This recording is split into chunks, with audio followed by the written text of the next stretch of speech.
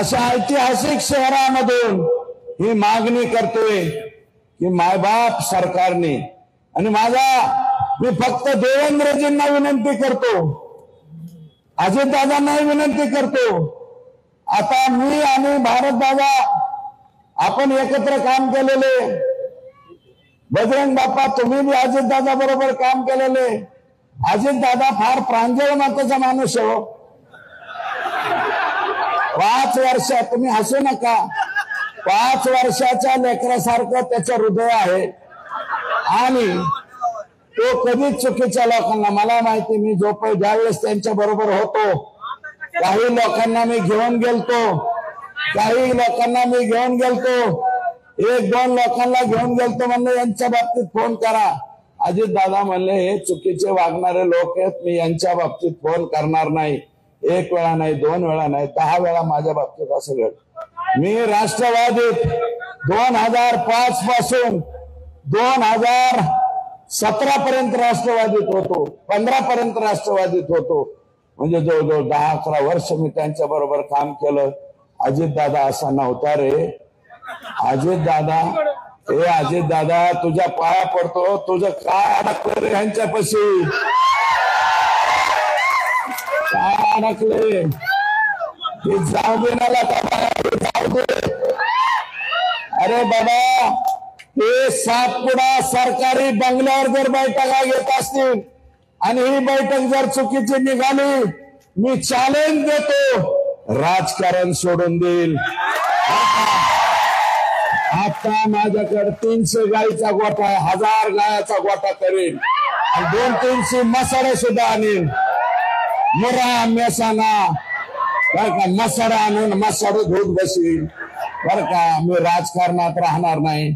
पण दादा तुम्ही, एकनाथराव शिंदे साहेब तुम्ही आणि आमचे मुख्यमंत्री, ज्या माणसावरती विश्वास तुम्हाला विनंती आहे की ह्याचा छडा लावा आणि ही जर गोष्ट खरी असली तर काही दिवस जोपर्यंत या केस हे होत नाही तोपर्यंत बाहेर काढा ना.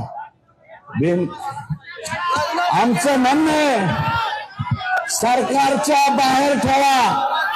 राजीनामा तुम्हाला घ्यायचा नसलं तर बिनखात्याचा मंत्री करा. सगळ्यात सोपं राजीनामा द्या ना. अरे या देशामध्ये लाल बहादूर शास्त्रींनी रेल्वेचा एक ऍक्सिडेंट झाला, राजीनामा दिला. निलंगेकरांच्या मुलीचं मार्क मागे पुढे केले, मुख्यमंत्री पद गमावं लागलं. आणि 26/11च्या घटनामध्ये RR पाटलांचा एक शब्द चुकला.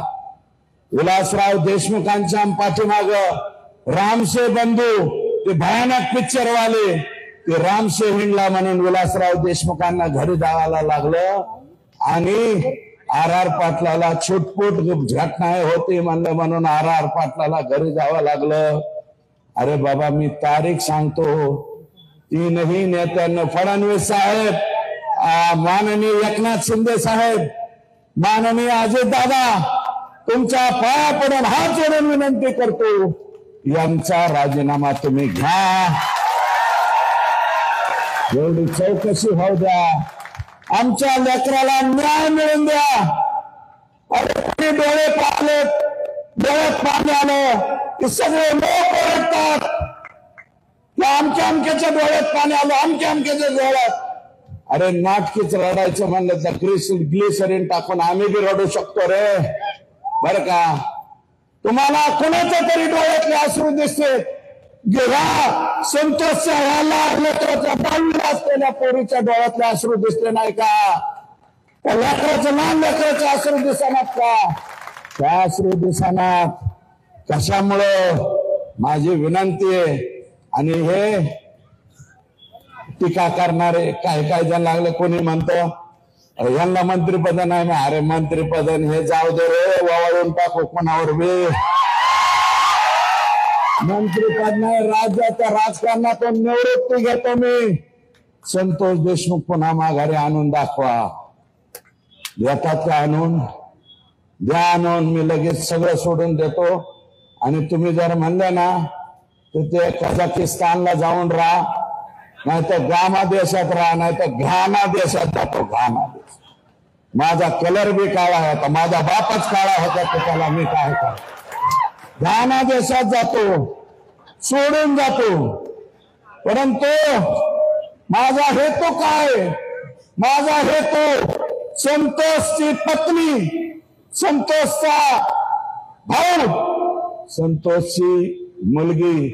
अरे माझा बाप मी दुसऱ्यांदा आमदार झाल्यावर गेला होता.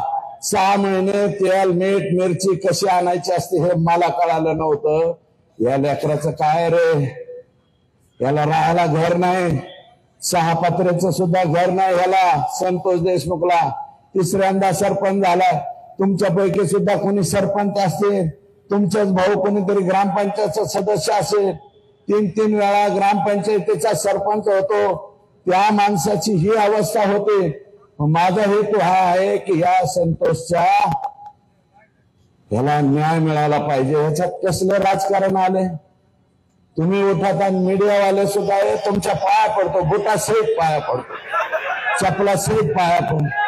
अरे राजकारण काय आहे माझ्या बांधवांना मला सांगा ना.